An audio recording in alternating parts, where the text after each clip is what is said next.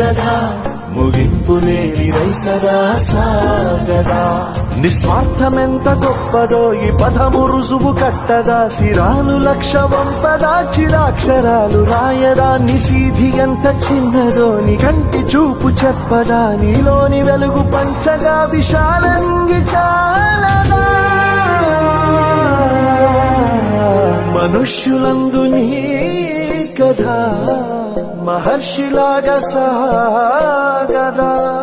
మనుష్యులందు నీ కథ మహర్షిలాగా సాగదా.